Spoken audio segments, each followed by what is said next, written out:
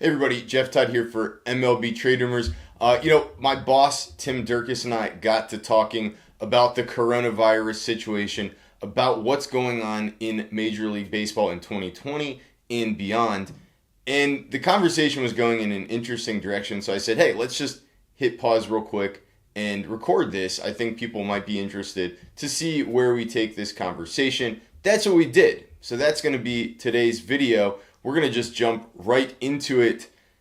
If you could first go run down and hit that subscribe button, that'd be much appreciated. We want this channel to keep growing. We want you to keep getting all of our videos. And please do let us know in the comments below if you liked this one, the whole new approach for us. So here we go. What happens if it's even worth considering an MLB season at this point or not? And I mean, it sounds like I'm not super optimistic, but I still think it's possible, and I think we should definitely plan for it. But it sounds like you're a little bit less optimistic than I am. Yeah, I'm seeing it as less and less likely. You've probably seen some of the, scientists speaking about the earliest we could gather with crowds would be, fall of next year, which is really scary. But it also makes you think, okay, so we obviously aren't having any fans at MLB games this year. Maybe some of those resources are better spent trying to make the most of the 2021 season, because I don't think we've really just explored the possibility of playing the entire 2021 season without fans. But, for MLB to go 2 seasons with no gate receipts would just be ridiculous to the sport and its economy. And I think we need to I'm sure they are thinking about this, but we need to think about what that means for everything and maybe look at this as a 2-year outlook on how to best handle this instead of thinking, oh, can we get going by June 1st, 2020 when we might not have normal baseball June 1st, 2021. Okay, so I get that. I'm wondering if that's exactly why it would be foolish to rush into a 2020 season, because it would require sort of like extraordinary and very possibly risky upfront efforts. But planning for 2020 kind of in many ways is also planning for 2021 and maybe is a necessary first step. And we don't know if it'll actually go off the ground or not. But much of the same groundwork, I think, would be done for the one as for the other. And I guess for me, I feel like you take those steps now, you make that effort, and, put yourself in a position to be ready if the possibility opens. And we don't know. We do know that in Taiwan they're playing. We know that in Korea they're preparing to play. So we see some models that are really going ahead of Major League Baseball. Maybe Major League Baseball's own season, even if it is truncated, even if it is like not what we normally expect at all from a major league season, maybe it's another step towards a closer to normal 2021. Yeah, that's a really good point. I do think that if we are doing some version of the bubble or the fanless games, that prep could quite likely carry over into 2021. And so one thing I wanted to broach with you is kind of the idea, do players need an off season? How much of an off season do they need? And how could we restructure things? Let's say, for example, that July 1st isn't looking too good, but that September 1st looks quite probable that you could have a fairly normal, perhaps fan-free baseball season. Could you play the World Series in January? Could you do some really goofy stuff and, make some modifications to the 2021 season? Is the off season mostly about rest and recuperation? Is it about players simply needing some time off? Like, what do we do with the off season here, and how can we adjust it?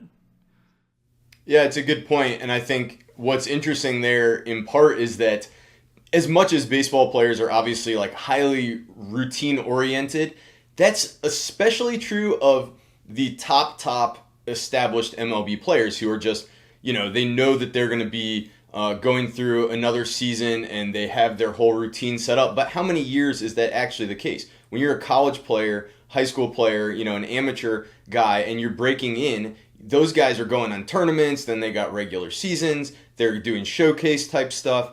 Then you're a minor leaguer, you're playing fall leagues, you're playing winter leagues. If you're an established guy who falls off and gets hurt, you might be rehabbing in the offseason, you might be playing in the winter league. There are a lot of irregular baseball schedules at different times for actually most baseball players, If you're a guy that goes over and plays in an Asian league, their schedule is slightly different. Their spring training is different. So there are a lot of guys, and obviously players that end up getting hurt during a season. They go off on their own complete own timeline that particular year. So these guys are going to be very well rested right now. It's interesting to think about like a 2020 season that could even bleed over into 2021, or maybe instead of a true season, maybe we play some kind of, strange tournament starting in September where it's like every team participates and we just say, hey, this is not remotely a normal season, but it's something. And maybe that at least gets guys out there playing competitive baseball this year. It obviously has some potential for MLB to make some money and do something that can, give us all a sense of normalcy. And it all, of course, would set up like the wildest imaginable free agent and player transaction market where everything is going to have to be kind of renegotiated and then start from, I don't even know what starting point. Yeah, I think we could see some sort of MLB offseason, like a one-off that kind of resembles the way football works, where all these deals are agreed to, and then on a certain date the dam breaks and 100 players sign or something. I'm not an expert in football, but baseball, of course, is known for its spread out offseason, which is something that works really well for us, having something offseason related to cover October through March. So I think, the whole contract situation is going to get really strange. I mean, they've made the agreement for 2020, so we know where that stands. But we're going to have to see, I think we're going to have to see both sides kind of come together. And I do think their interests are aligned. If you're a team, baseball games are profitable. So, if you cancel the season, then you're largely not paying the players. I believe the fund that they agreed to amounted to 3 or 4% of what they would have paid the players. And you might say, okay, the Orioles don't have to pay Chris Davis, and they really benefited from that. But given that all baseball teams are profitable, they still would prefer to play the games, get all the revenue, and pay the players even the quote-unquote bad contracts. Yeah, I think there's a point where obviously most of the sunk costs that go into running and operating baseball, that's already, accounted for. And at this point, any revenue you could make would be welcome. And I think especially, I honestly wonder to what extent there's going to be some degree of competition between the major sports leagues to, come out on the other side of this in the best possible footing. And I think being able to stage a season in 2020 would be really important. And, that also raises a point here that it's really not just about revenue. This is one of those uncomfortable things to talk about with all of these. Obviously everyone's focus is on public health and well-being, more so than anything else. I see you have some unruly players going on in the background there, Tim. We're all at home. We're all dealing with unusual circumstances, and the last thing any of us is really first and foremost thinking about is sports. That being said, sports is part of the normal fabric of our lives, and it does have an important role to play in getting us to feeling normal and giving us some release. That's why we all enjoy it in the first place. And Major League Baseball may have an opportunity here to not just make some extra cash and not just sort of get things rolling for 2021, but also to stage a season that's somehow uplifting, that's enjoyable, that presents in a way that, shows us, hey, we all can achieve something, like what we were working towards when this all intervened. And also maybe they structure it all around, raising money for good causes and things of that nature rather than being focused on the immediate, grab for some cash at all. Yeah, I agree with you. I can't tell you how many friends and neighbors I've run into, where we're walking around the block and we're 12 feet apart, but we might, have that kind of awkward yell conversation that you have with people now. And they've said, the sports fans especially have said, as weird as this is, if only there was somehow baseball, so it would just lend the normalcy, because this time of year, you're playing baseball and it's just a certain part of our routine and it's just a certain part of America. And if they can find some way to get it going, I do think it would be uplifting. And I do think, from what I understand, they're entertaining. Nothing is off the table, and I like that. I think that everybody agrees that this is the time to get weird, and what emerges from this, we're going to learn some things that we would not have otherwise learned, and that's going to be kind of the silver lining of this whole thing as it pertains to sports. So, I mean, I've always been intrigued by the idea of, this is a little taboo, but of the 7 or 8 inning game. You always hear the idea of the 7 inning game broached as if you need to knock 2 innings off. I mean, what about the 8 inning game? What if a game was trimmed by 1/9 and the entire baseball game was trimmed by that? Traditionalists would hate that, but what if we try some 7 inning stuff, the 7 inning double headers, late this summer, something like that? And what if everybody loves it? Then you have to give some of those more radical ideas a little more consideration if you try it, because you're forced to, and then there's unexpected benefits. Yeah, I mean, look, the NBA is organizing a game of horse. Baseball has got guys playing against each other, on video games. We're grasping for straws now, but once we hopefully get to a point where we can play some sort of season, and again, I do think it's important to recognize they are playing right now as we speak in Taiwan. They're preparing to play. They've been doing practices and scrimmages for some time now in Korea and Japan. So it's not like it's completely wildly optimistic to think some kind of thing could come together, even if it takes time.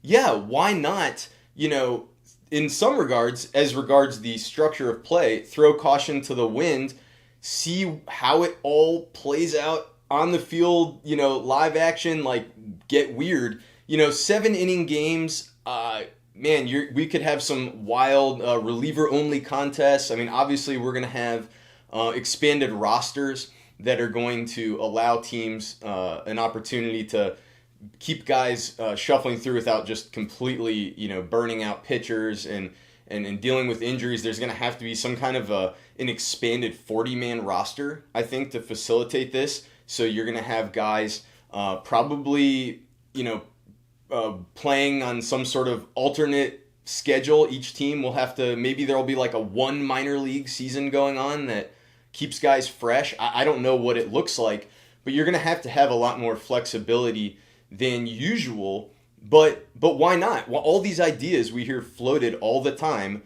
as possible approaches. Why not throw them all out there and then just see how it all looks when it's all over?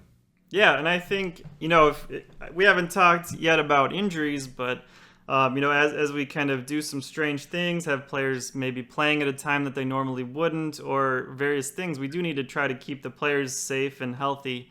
And I think that one thing, most people would agree that they would like, but don't know how to get there. And the big picture with baseball is, how do you get the game shorter, or how do you avoid at least some of the outlier games, the games that go 14 innings or 4 or 5 hours or something like that? And so is this our opportunity to develop something that's, baseball's version of a shootout?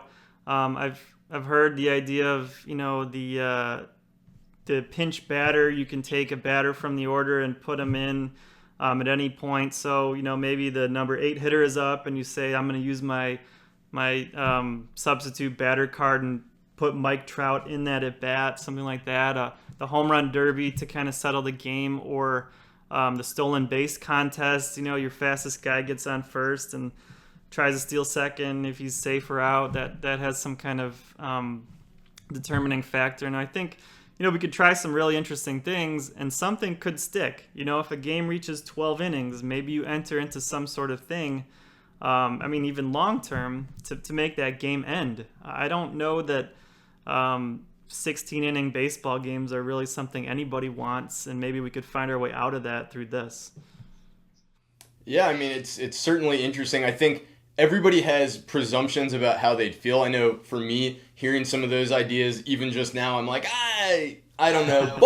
But this is the time to actually look at it and see how we feel. I'll admit, just to give one example, I am horrified by the idea of a robo-ump because I grew up playing catcher. I always played catcher. I played old man league catcher, and that was my whole thing, was getting back there, framing up pitches, and there's a certain aesthetic and flow that I feel like robo-umps would ruin, but I must admit I've never actually seen that happen in practice. So, having an opportunity to actually observe some of those things may not be entirely a bad thing, but, there are obviously a lot of practicalities, and the injury one you mentioned is certainly, there's major complications potentially there, and then there's obviously the whole overriding one here, which is somehow keeping this health situation outside of the league and dealing with the nearly inevitable situation of someone that's sort of in the bubble